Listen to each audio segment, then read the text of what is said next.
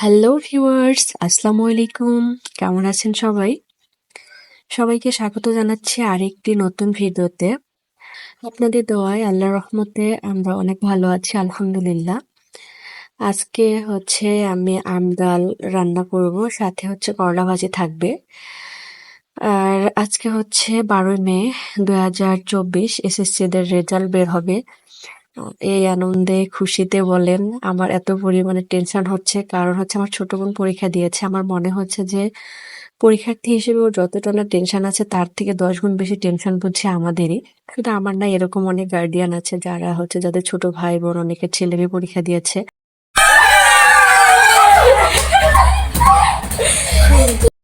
আমার মনে হয় আমার মতো সবারই একই টেনশন কাজ করতেছে। আসলে কিছু করার নাই, ওরা তো বিন্দাস আছে, সাথে আমরা একটু টেনশনে প্রেশানিতে মরতেছি। যাই হোক, এরকম করতে করতে 12টা বেজে গেছে। আপনারা তো দেখতেই পেলেন আমাদের উচ্ছ্বাস। আমার ছোট বোন আলহামদুলিল্লাহ অনেক ভালো রেজাল্ট করেছে, আর সেই খুশিতে আমরা সবাই একটু নাচানাচি করতেছিলাম। ছোটরা বলতেছে আপু মিষ্টি খাওয়াও। তো বলছি যে ঠিক আছে পরে খাওয়াবো। আর এদিকে আমার আমদালও কম হয়ে এসেছে। এখন আমার এটা বাগার দেওয়ার পালা।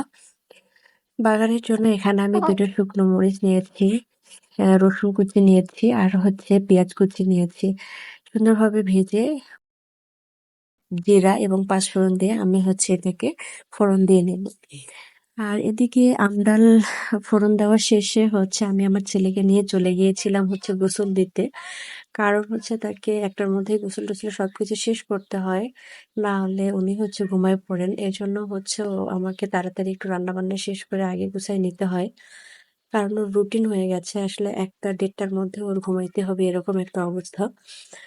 আর আমিও ট্রাই করি এর মধ্যে আমার সব কাজ গুছিয়ে তাকে একটু সময় দিয়ে তারপর ওকে ঘুম পাড়িয়ে বাকি কাজ যতগুলো থাকে সেগুলো আমি শেষ করে তারপর আমি গোসল দিই। এভাবে চলতে থাকে আমার নিত্যদিনের কাজ। আর আজকে মনটা আরো বেশি ভালো হয়ে গেল ছোট বোনের রেজাল্ট শুনে। আসলে ওর রেজাল্টটা নিয়ে অনেক বেশি টেনশনে ছিলাম।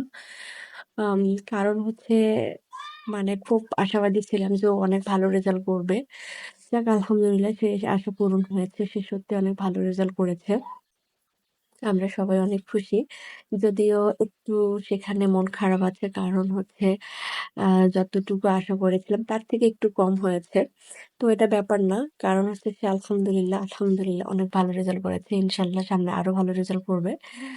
আমার ছোট বোন এবং আমার পরিবারের সবার জন্য দোয়া করবেন। আর আজকের ভিডিওটি কেমন লেগেছে অবশ্যই জানাবেন। আমাদের পাশে থাকবেন, আমাদের সাপোর্ট করবেন। আল্লাহ হাফেজ।